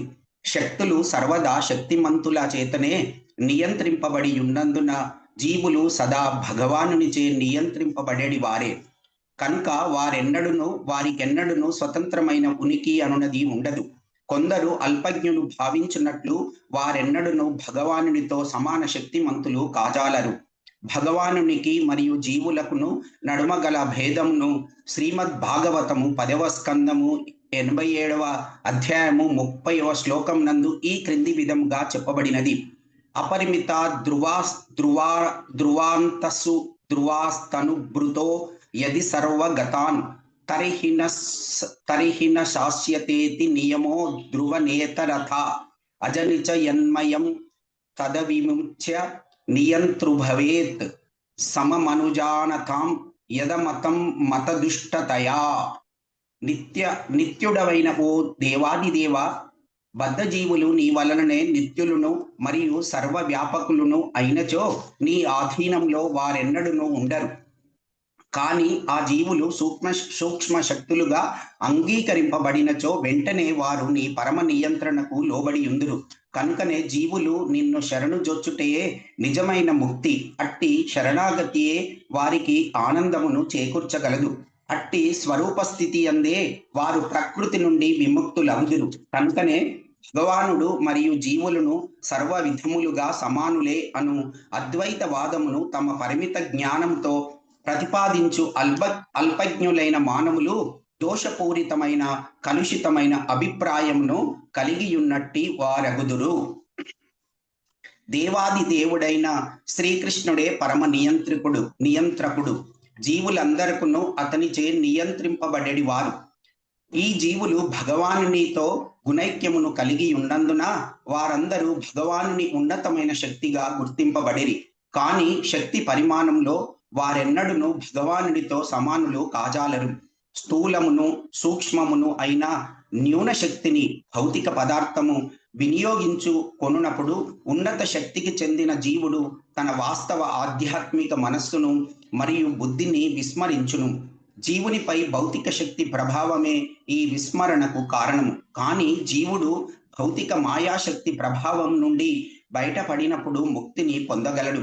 మాయాశక్తి కారణమున జీవుడు అహంకారముచే నేను భౌతిక దేహమును మరియు ఈ భౌతిక వస్తువులన్నీయును నావి అని భావనను కలిగి ఉండును.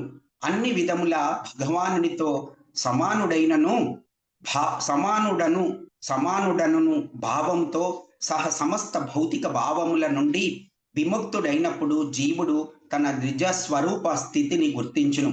అనగా శ్రీకృష్ణ భగవానుని వివిధ శక్తులలో జీవుడు ఒకడని, అట్టి జీవుడు భౌతిక సంపర్కము నుండి విడువడినప్పుడు పరిపూర్ణ కృష్ణ చైతన్యమును ముక్తిని పొందునని గీత నిర్ధారించుచున్నట్లు మనము నిశ్చయింపవచ్చును. హరే కృష్ణ మాతాజీ. ధన్యవాదాలు. ధన్యవాదాలు ప్రభుజీ. హరే కృష్ణ.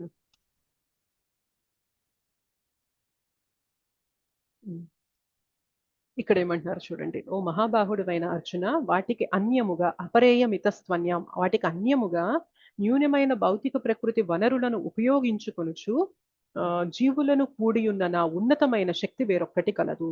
అంటే ఇప్పటిదాకా మనకి భగవంతుడు చెప్పిన శక్తి ఏదైతే భూమి, అగ్ని, జలము, వాయువు, ఆకాశము, మనస్సు, బుద్ధి, అహంకారం, ఈ 8 అంశాలతో కూడిన శక్తి అనేది న్యూన శక్తి, అంటే తక్కువ స్థాయి శక్తి అన్నమాట. వీటికి అన్యంగా ఇంకొక శక్తి ఉంది. ఆ శక్తి ఏంటి అంటే జీవులు. వీరు నా యొక్క ఉన్నతమైన శక్తికి చెందినవారు అని చెప్తున్నారు.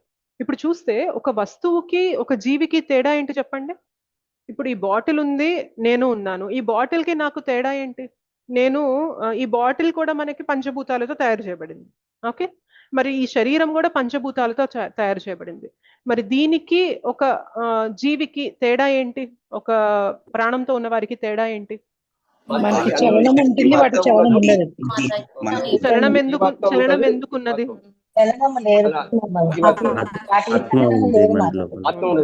ఆత్మ ఉంది కాబట్టి. కరెక్ట్. ఆ జీవాత్మ ఎవరైతే ఇప్పుడు మనం ప్రాణంతో చూస్తున్నాం, మొక్కల్ని కానీ జంతువుల్ని కానీ మానవుల్ని కానీ ఎవరైతే మనకి ప్రాణంతో కనిపిస్తున్నారో వారికి మామూలుగా మనకి కనిపించే భౌతిక వస్తువులకి డిఫరెన్స్ ఏంటి అంటే వీరి శరీరం కూడా భౌతిక పదార్థంతోనే తయారు చేయబడింది. కానీ దీని వెనక ఒక జీవుడు ఉన్నారు. ఆ జీవుడు ఎవరైతే ఉన్నారో వారు భగవంతుడి యొక్క ఉన్నత శక్తికి సంబంధించిన వారు అని భగవంతుడు చెప్తున్నారు. ఓకే, అయితే భగవద్గీత మనకి సింపుల్ గా చెప్పింది. బట్ కొంచెం మనం డీప్ గా భాగవతము, చైతన్య చరితామృతములకి అలా వెళ్ళినప్పుడు ఏం చెప్తారు తెలుసా? జీవుణ్ణి తటస్థ శక్తి అంటారు అన్నమాట. తటస్థ శక్తి అంటే ఒకవైపేమో బహిరంగ శక్తి ఉంది, అంటే మొత్తం పదార్థం, అగ్ని, జలము, వాయు, ఆకాశంతో కూడిన పదార్థాలన్నీ ఉంటాయి కదా, అది బహిరంగ శక్తి. ఇంకొక వైపేమో భగవంతుని యొక్క ఆధ్యాత్మిక శక్తి. ఓకే, జీవుడు ఎప్పుడు ఎలా ఉంటారంటే మధ్యలో ఉంటాడంట, తటస్థ శక్తి లాగా. సో ఈ జీవుడు ఎప్పుడైతే సరైన గుర్తింపుతో ఆయన గుర్తించుకుంటారో, అంటే నేను శరీరం కాదు, నేను ఈ పదార్థం కాదు, నేను ఆత్మని, నేను ఈ శరీరాన్ని ధరించాను అని ఎప్పుడైతే తెలుసుకొని ఆయన తన నిజ స్వరూపాన్ని తెలుసుకుంటారో అప్పుడు జీవుడు ఆధ్యాత్మిక శక్తికి సంబంధించిన వాడవుతారు.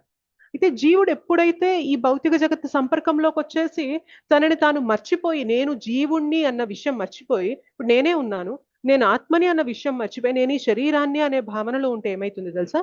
జీవుడు బహిరంగ శక్తి ప్రభావంలోకి వచ్చేసాడు.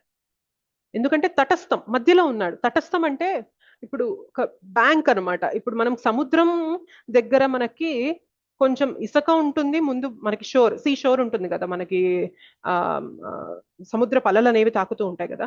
ఆ బ్యాంక్ ఎక్కడైతే ఆ షోర్ ఉంటుందో అక్కడ మనకి నేల కనిపిస్తుంది, సముద్రం కనిపిస్తుంది. కానీ ఎక్కడైతే మధ్యలో కొంచెం నేల ఉంటుందో అది ఒక్కొక్కసారి నీటితో కవర్ అవుతుంది, ఒక్కొక్కసారి నీరు లేనప్పుడు నేల కనిపిస్తుంది, ఇసుక కనిపిస్తుంది. సో జీవుడు అట్లా ఉన్నాడు అనమాట. ఇప్పుడు కరెక్ట్ గా ఎగ్జాక్ట్ గా అలా ఉన్నాడు. ఎప్పుడైతే నేను ఆత్మని అని గుర్తించి నేను భగవంతుడికి సంబంధించిన వాడిని, నేను భగవత్ సేవ చేయాలి అని తెలుసుకుంటారో అంతరంగిక శక్తికి చెందుతాడనమాట. ఓకే, అదే జీవుడు నేను ఈ శరీరాన్ని మాత్రమే, ఈ శరీరాన్ని నేను ఎంజాయ్ చేయాలి, ఈ జగత్తు మొత్తం నా సుఖభోగాల కోసమే క్రియేట్ చేయబడింది, సృష్టింపబడింది అని తప్పుడు గుర్తింపులో ఆయన గుర్తించుకొని తప్పు భావనలో ఉంటారో అప్పుడు ఆయన ఏ శక్తి కిందకు వస్తున్నారు? భౌతిక శక్తి పరిధిలోకి వచ్చేస్తున్నారు అనమాట. సో జీవుడు మధ్యలో ఉన్నాడు, తటస్థంగా ఉన్నాడు అనమాట. సో మనం భక్తి చేసే కొద్దీ భగవంతుని అంతరంగిక శక్తి ఈ వైపు వెళ్ళిపోతూ ఉంటాం. అదే భక్తికి దూరం అయిపోయి భగవంతుడికి బహిర్ముఖం అయిపోయామనుకోండి, భగవంతుడి యొక్క బహిరంగ శక్తి కంట్రోల్లోకి వచ్చేస్తాం. బహిరంగ శక్తి అంటే మాయాశక్తి. మనం మాయలో ఉన్నామని చెప్తున్నాం కదా, ఆ మాయలో ఉండడం అంటే ఏంటో తెలుసా? ఈ బహిరంగ శక్తితో జీవుడు తనని గుర్తించుకుంటారు, చూసారా? అది మాయలో ఉండడం అన్నమాట. మాయలో ఉండడం అంటే శరీరం మనము శరీరమా చెప్పండి? కాదు. కానీ మనం ఎలా భావనలో ఉన్నాము అంటే మనమే శరీరం అనే భావనలో ఉన్నాం కాబట్టి మనము మాయాశక్తి ప్రభావంలో పడిపోయాం, మాయలో ఉన్నాం. కానీ ఎప్పుడైతే భగవద్గీత వింటూ నామజపం చేస్తూ భక్తుల సాంగత్యంలోకి వచ్చి భక్తి మనం చేస్తూ ఉంటామో మనకు అర్థమైతే, ఓకే నేను శరీరం కాదు, నేను ఆత్మని, నేను ఈ జగత్తుతో కాదు, ఈ జగత్తుకి నాకు సంబంధం లేదు, నేను ఇక్కడికి వచ్చాను టెంపరీగా అంతే, నాకు ఇక్కడ సంబంధం లేదు, నా ఉనికి, నా యొక్క ప్లేస్, నా ఇల్లు అనేది అక్కడుంది, నేను అక్కడికి వెళ్ళిపోవాలి, అసలు నేను ఈ శరీరం కాదు, నేను ఆత్మని, నేను భగవంతుని యొక్క అంశని, భగవంతుడికి నాకు సంబంధం అనేది ఉంది అని తెలుసుకోవాలి. సో ఇక్కడ ఉన్నంత కాలం ఎలా ఉంటుందంటే నేను బాస్ అవ్వాలి, నేను అందరూ నాకు చెప్పినట్లుగా, నేను చెప్పినట్లుగా నడుస్తూ ఉండాలి. సో భౌతిక శక్తితో మనల్ని మనం సంపర్కంలోకి వచ్చాము అనుకోండి, ఎలా ఉంటాం? మనం బాస్ లాగే ఉంటాం కదా. సో నా చెప్పు చేతుల్లో అన్నీ ఉండాలి, నాకు నచ్చినట్టుగా జరగాలి, నాకు విరుద్ధంగా జరిగితే నేను ఒప్పుకోను. ఇదంతా భౌతిక శక్తి ప్రభావం, మాయా ప్రభావం. కానీ ఎప్పుడైతే జీవుడు అంతరంగిక శక్తి ప్రభావంలోకి వస్తారో అప్పుడు తెలుసుకుంటారు, అసలు నాదంటూ ఏం లేదు ఇక్కడ. నాకు కనిపిస్తున్న ఈ శరీరం రెండున్నాయి మనకి. ఏంటా రెండు శరీరాలు?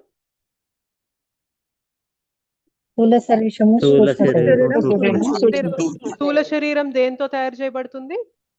పంచభూతాలు. సూక్ష్మ శరీరం ఇప్పుడు స్థూల శరీరం భగవంతుని యొక్క బహిరంగ శక్తి, ఇందాక శ్లోకాలో చూసుకున్నాం. సూక్ష్మ శరీరం భగవంతుడి యొక్క బహిరంగ శక్తిని, ఎందుకంటే మనస్సు బుద్ధి అహంకారం కూడా భగవంతుడి యొక్క బహిరంగ శక్తినే. జీవుడు భగవంతుడి యొక్క అంతరంగిక శక్తి. మరి ఇప్పుడు అంతా కూడా భగవంతుని శక్తినే కదా. మనం ఎందుకు ఈ జన్మ అనేది తీసుకున్నాము అంటే ఈ శక్తులన్నిటి ద్వారా భగవంతుని సేవ చెయ్యాలి అని ఎప్పుడైతే తెలుసుకొని ఆ విధంగా మనం మనం జీవనం అనేది కొనసాగిస్తామో అప్పుడు ఆ జీవుడు అంతరంగిక శక్తి ప్రభావంలోకి వచ్చినట్లు అన్నమాట. ఓకే, సో జీవుడికి ఎప్పుడు కూడా ఆ తటస్థం అది ఉంటది. సో భక్తి చేయాలా, భౌతికంగా వెళ్ళిపోవాలా, భౌతికమైన సుఖాలు వెళ్దాంలే అని వెళ్ళిపోతే మాయలో పడిపోతాం.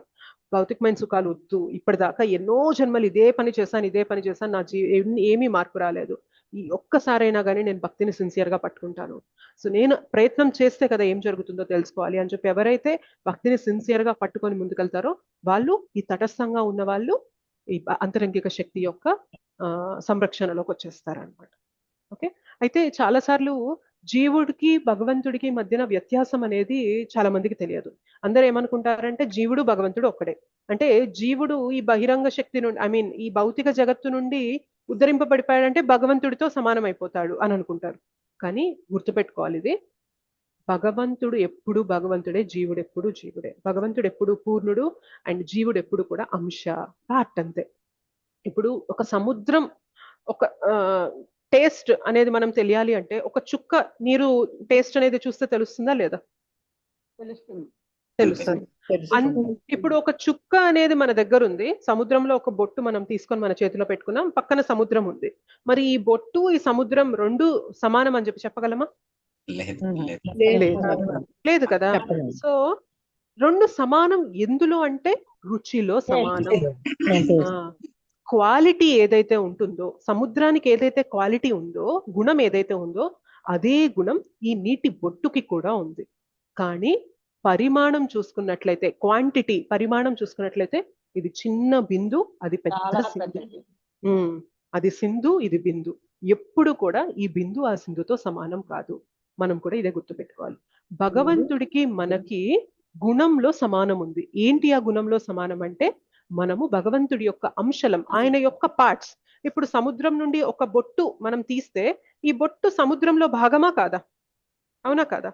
సో అలానే మనం కూడా, జీవుడు కూడా భగవంతుని అంశ కాబట్టి భగవంతుడికి ఏవైతే లక్షణం ఉందో, సచ్చిత్ ఆనంద స్వరూపం ఉందో, జీవుడికి కూడా ఆ సచ్చిదానంద స్వరూపం ఉంది. కానీ ఈ జీవుడు భౌతిక జగత్తులోకి రాగానే ఈ సచ్చిదానంద స్వరూపాన్ని భౌతిక జగత్తు కవర్ చేసేసింది ఇలాగా.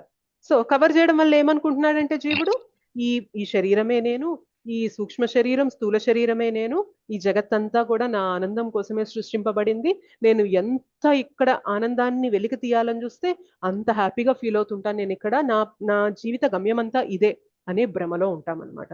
కానీ ఎప్పుడైతే మన జీవితంలోకి భగవద్గీత వస్తుందో, గురువుల కృప, ఆచార్యుల కృప అనేది వచ్చి భక్తి చేయడం మొదలు పెడతామో అర్థమైతే అసలు నేను భగవంతుడి లక్షణాలు ఏదైతే ఉంటాయో, సచ్చిదానంద స్వరూపం ఏదైతే ఉంటుందో, నేను కూడా సచ్చిదానంద స్వరూపం యొక్క అంశని, గుణంలో నేను కూడా భగవంతుడి క్వాలిటీ కలిగి ఉన్నాను. కానీ నేను ఇలా మాయలో చిక్కుకుపోవడం వల్ల తప్పుడు అవగాహనలు, తప్పుడు గుర్తింపులో నన్ను నేను చూసుకుంటున్నాను. సో భక్తి చేసే కొద్ది ఏమైతే తెలుసా, ఫస్ట్ ఈ తప్పుడు గుర్తింపు అనేది పోతూ ఉంటుంది అనమాట. పోతూ ఉండడంతో లోపల ఉన్న ఆ నిజమైనది మనం తెలుసుకోగలుగుతాం. ఓకే, నేను భగవంతుడికి చెందిన వాడిని అని తెలుసుకుంటాం కాబట్టి భగవత్ సేవ అనేది కంటిన్యూ చేయగలుగుతాం. దాని అంతటికి మూలం ఏంటి తెలుసా? జ్ఞానం ఉండాలి మనకి. అవునా కదా చెప్పండి. ఈ జ్ఞానం అనేది తెలుసుకోలేదనుకోండి, ఎందుకు జపం చేస్తున్నామో తెలియదు, ఎందుకు భక్తిలో మనకి ఇన్ని ఫాలో అవ్వమంటున్నారో తెలియదు, అది రిచువల్ అయిపోతుంది అనమాట. కానీ జ్ఞానం ఉందనుకోండి, అర్థమైతే ఓకే అందుకే ఆ రోజు నేను మొన్న అన్నాను కదా, నేను భక్తి అనేది అదొక మూఢనమ్మకం కాదు, ఇట్ ఈస్ అ సైన్స్. గొప్ప సైన్స్ ఇది భక్తి అనేది. మనం తప్పుడు ఐడెంటిటీలో ఉన్నాం, తప్పుడు అవగాహనలో ఉన్నాం. ఇప్పుడు ఎలా అంటే, మనం మేనేజర్, ఒక పెద్ద కంపెనీకి హెడ్ పొజిషన్ లో ఉండాల్సిన మనము, నేను బయట ప్యూన్ లాగా నేను అందరికీ టీ కాఫీ అందిస్తాను, వాటర్ అందిస్తాను అంటే ఏమంటారు? నీకు బుద్ధి ఉందా లేదా? నీకు ఎంత స్థాయి ఉంది, నీకు అంత ఫెసిలిటీస్ ఇచ్చారు, నీకు ఎందుకు అంటే నీకు అంత అర్హత ఉంది కాబట్టి నీకు అట్లాంటి పోస్ట్ ఇచ్చారు, నువ్వు ఆ పని చేయకుండా ఈ పని చేస్తానంటావేంటి అని చెప్పి మనల్ని అంటారా లేదా? సిమిలర్లీ మనం కూడా ఏం చేస్తున్నామంటే, ఆత్మ అనే విషయాన్ని మర్చిపోతున్నాం. మర్చిపోయి ఈ భౌతిక జగత్తుతో మ్యాటర్, ఇది భగవంతుడు ఏం చెప్పారు చూసారా, ఇది న్యూన శక్తి, ఇన్ఫీరియర్ ఎనర్జీ, చాలా తక్కువ స్థాయి ఇది.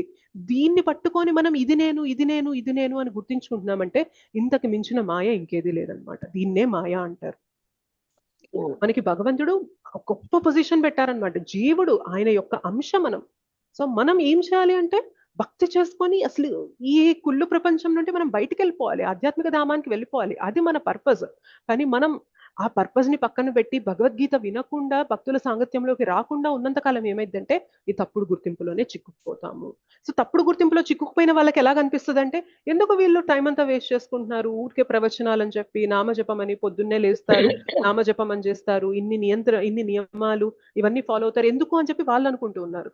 సో ఇటువైపు భక్తి చేసే వాళ్ళ ఏమనుకుంటారంటే, అయ్యో వీళ్ళేంటి తెలుసుకోవడం లేదు, ఈ భౌతిక విషయాల వెనక ఎంత కాలం పరిగెత్తినా కానీ అన్ని టెంపరీనే, ఏది మనతో రాదు. అసలు మనం పోనీ మనం ఎంత సంపాదించినా గానీ, అవి ఉన్నా గానీ మనం ఎంతకాలం ఉంటాం? కొంతకాలం అయిపోయాక మనం ఈ శరీరాన్ని వదిలి వెళ్ళిపోవాలి కదా. సో ఆ విషయం తెలుసుకోకుండా ఏదైతే అపరిమితంగా మనకి టెంపరీగా ఉంటుందో, ఎప్పుడు సతతం మనతో ఉండేది కాకుండా టెంపరీగా ఉండే దానిపైన ఎందుకు ఇంత ప్రయత్నం చేస్తున్నారు అని భక్తులు అభక్తులను చూసి అనుకుంటారు. సో బేస్ ఏంటి అంటే జ్ఞానం. జ్ఞానం ఎవరికైతే ఉంటుందో వాళ్ళు తెలుసుకుంటారు, ఓకే నేను అంత గొప్ప పొజిషన్ అన్నది, భగవంతుడిలాగా నేను కూడా సచ్చిదానందన, నన్ను ఏమి చేయలేరా, ఎవరేం చేయలేరా? భగవంతుడిని ఎవరైనా ఏమైనా చేయగలరా అండి? ఏం చేయలేరు. అలానే ఆత్మని కూడా ఎవ్వరేం చేయలేరు. చెప్తున్నాడు భగవంతుడు, ఆత్మ నా శక్తి, నా అంతరంగిక శక్తి. కానీ దురదృష్టవశాత్తు మనం ఈ భౌతిక జగత్తులోకి పడిపోవడం వల్ల ఏమైంది అంటే తప్పుడు గుర్తింపులో చిక్కుకుపోయాము. మన ప్రయత్నం అంతా కూడా ఇంత సాధన, ఇంత భగవద్గీత వింటూ, ఇంత సేవ చేస్తూ, నియమాలు అనేవి ఫాలో అవుతూ ఇదంతా ఎందుకు చేస్తున్నామంటే ఆ తప్పుడు గుర్తింపు నుండి బయటికి రావాలి. బాస్ బాస్ బాస్ అని ఫీల్ అవుతున్నాం కదా, బాస్ కాదు, నేను దాస్ దాస్ దాస్ అని తెలుసుకోవాలి. ఆయన యొక్క దాసుని, భగవంతుడి యొక్క దాసుని నేను, ఆయన సేవ చేసుకోవాలి. అందుకు ఈ జగత్తుని సృష్టి చేసింది భగవంతుడు. ఎందుకంటే మన ఎంజాయ్మెంట్ కోసం కాదు, ఈ జగత్తులో ఉన్న వనరులన్నీ కూడా ఉపయోగించి భగవంతుడికి దగ్గరయ్యేలాగా మనల్ని బ్రతకమని చెప్పడానికి భగవంతుడు ఈ వనరులను ఇచ్చారు మనకి. అంతే తప్ప ఇక్కడే సెటిల్ అయిపోయి ఇక్కడే సుఖభోగాలు అనుభవించడానికి కాదు. అనుభవించే కొద్దీ ఏమైందంటే ఇక్కడే చిక్కుకుపోతాం. ఎందుకంటే కర్మబంధనాల్లో చిక్కుకుపోతాం కాబట్టి మళ్ళీ జన్మ తీసుకోవాల్సి ఉంటుంది. ఎవరైతే అర్థం చేసుకుంటారో భగవంతుడు సృష్టి చేసింది ఎందుకు అంటే ఇదంతా ఆయన యొక్క ప్రీత్యార్థం చేశారు. మనం వీటన్నిటినీ కూడా, ఈ పంచభూతాలని, మనకి కనిపించే ప్రతి మ్యాటర్ అంతా కూడా భగవత్ సేవలో వినియోగించాలి. మనం యాజ్ ఎ జీవ మనం కూడా భగవత్ సేవలో మనల్ని మనం నియుక్తం చేసుకున్నప్పుడే తటస్థంగా మధ్యలో అటుగా అటా ఇటా ఇటా అటా అని కొట్టుమిట్టాడుతున్న మనము బహిరంగ శక్తి వైపు వెళ్లకుండా అంతరంగిక శక్తి వైపు వెళ్ళిపోయి మనము ఇక్కడ మన బిజినెస్ అనేది ఫుల్ స్టాప్ పెట్టేసుకొని మన ఇంటికి మనం వెళ్ళిపోవచ్చు అనమాట. అది. సో భగవంతుడికి రెండు శక్తులు, బహిరంగ శక్తి, న్యూన శక్తి. పంచభూతాలు మనస్సు బుద్ధి అహంకారంతో ఉంటాయి. అండ్ ఇంకొక శక్తి ఏంటి అంటే జీవుడు. ఆ జీవుడు భగవంతుని యొక్క అంశ. మనందరం కూడా జీవులమే, మనందరం ఈ శరీరాలు కాదు, మనం జీవులం, భగవంతుని యొక్క అంశలం. ఎంత గొప్ప స్థితి కదా, భగవంతుని యొక్క అంశలం. మనం ప్రయత్నం అంతా ఎలా ఉండాలి అంటే, ఓకే మనం ఇవాళ ఈ శరీరంలో ఉన్నాం కాబట్టి శారీరక ధర్మాలు కూడా చెయ్యాలి. అలానే మన యొక్క ప్రథమ ధర్మం, ముఖ్యమైన ధర్మం ఏంటి అంటే మనం భగవంతునితో కనెక్ట్ అవ్వాలి. ఓకే, ఎందుకు భగవంతునితో కనెక్ట్ అవ్వాలి అంటే, ఇప్పుడు ఈ చెయ్యి ఈ శరీరానికి సంబంధించింది, అవునా కదా? ఇప్పుడు నేను ఒక లడ్డు అనేది నాకు ఇచ్చినప్పుడు ఆ లడ్డు అనేది నేను ఎప్పుడు ఆస్వాదించగలుగుతాను? నా చేతుల్లో ఆ లడ్డూని తీసుకొని నా నోట్లో పెట్టి నా పళ్ళు దాన్ని నమిలి అలా నేను మింగి నా కడుపులోకి వెళ్ళాక అప్పుడు నాకు అది శక్తి అనేది వస్తుంది, అవునా కదా? అంటే ఇంత వ్యవస్థ ఎందుకు అంటే పోషణ కడుపుకి వెళ్ళాలి కాబట్టి. అలానే మనం అంశలం. ఎవరి అంశలం? నా చెయ్యి అనేది ఈ శరీరానికి సంబంధించింది. ఇప్పుడు చెయ్యి లడ్డు తీసుకొని నేను ఎందుకు కడుపుకి ఇవ్వాలి, నోట్లో ఎందుకు పెట్టాలి, కడుపులోకి ఎందుకు తీసుకెళ్ళాలి దాన్ని అని చెప్పి చేతిలో ఇట్లానే లడ్డు పెట్టుకొని ఉన్నాను అనుకోండి, నాకేమొస్తుంది? చేయి నొప్పి వస్తుంది, అంతకుమించి ఏమీ రాదు, అవునా కదా? అలానే జీవులు కూడా అంతే అనమాట. నేను భగవంతుని అంశని, నేను భగవంతుడితో సమన్వయంలో బ్రతికినప్పుడే నాకు ఆనందం వస్తుంది. నా చెయ్యి ఆ లడ్డూని తీసుకొని లోపలికి పెట్టి అది నా కడుపులోకి వెళ్తేనే నాకు శక్తి వస్తుంది. అలానే మనం భగవంతుని అంశలం కాబట్టి భగవంతునితో సమన్వయంలో ఉండడం అంటే భగవంతుడు చెప్పినట్టుగా బ్రతుకుతూ భగవత్ సేవ చేస్తూ మనం మన జీవితాన్ని ముందుకు సాగిస్తేనే మనకు ఆనందం ఉంటుంది. అది కాకుండా భౌతిక జగత్తుని ఎంత మనం స్క్వీజ్ చేయాలని చూసినా గానీ మనకి ఇక్కడ ఆనందం అనేది దొరకదు. ఎందుకంటే మనము ఈ భౌతిక జగత్తుకి చెందిన వారం కాదు, అండ్ ఇక్కడ వచ్చే ఆనందం అనేది జీవుడికి చెందినది కాదు. ఎందుకంటే మనం శరీరం కాదు. ఒకవేళ మనం శరీరం అనుకోండి, పంచభూతాలతో వచ్చేది మనకు ఆనందాన్ని ఇస్తుంది అనుకోవచ్చు, కానీ మనం శరీరం కాదు కదా, మనం ఆత్మ. ఆత్మ భగవంతుని యొక్క అంశ కాబట్టి ఏదైతే భగవంతుణ్ణి ప్రీతి చెందేలా చేస్తుందో అది ఆత్మని కూడా ప్రీతిపరుస్తుంది. సో భగవంతుణ్ణి మ్యాటర్ కాదు ప్రీతిపరిచేది, భగవంతుడికి ఆ భక్తి కదా. సో మనం కూడా ఆ భక్తి చేసినప్పుడు, ఆయనతో లవింగ్ కనెక్షన్ అనేది ఎస్టాబ్లిష్ చేసుకున్నప్పుడే మనం ఆనందాన్ని పొందగలుగుతాం. సో ఈ విషయం అనేది మనం తెలుసుకోవాలి. ఓకేనా, అర్థమైందా? ఇంకేమైనా పాయింట్స్ మిస్ అయ్యేమో చూస్తాను.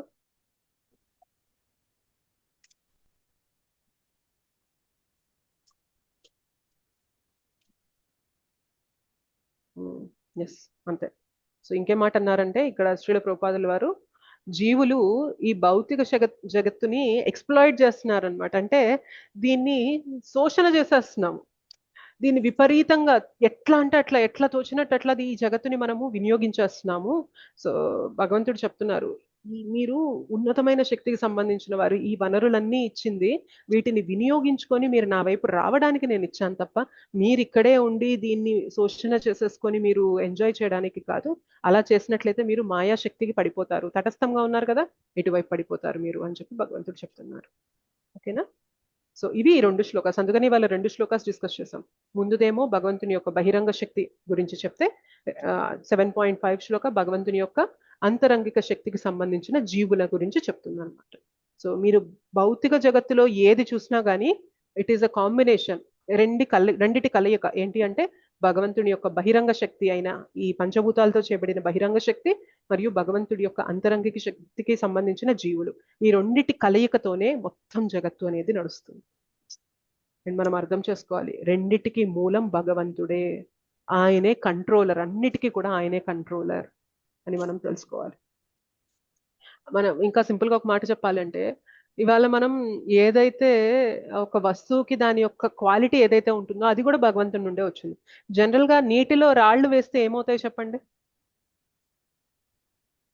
మునిగిపోతాయి కదా, బరువుగా ఉంటాయి కాబట్టి. కానీ రామచంద్రుల వారు నీటిలో రాళ్ళు వేసినప్పుడు, రామచంద్రుడి కోసం నీటిలో రాళ్ళు వేసినప్పుడు ఏం జరిగాయి? ఎలా తేలాయి అంటే భగవంతుడు అన్నిటికీ కంట్రోలర్, ఆయన శక్తి ద్వారానే అన్నీ ఉన్నాయి. ఆయన ఒకవేళ మార్చాలి అనుకుంటే మార్చడం ఎంతసేపు ఆయనకి? అర్థం. మనం వేసి చూద్దామా ఒక రాయి తేలుతుందా?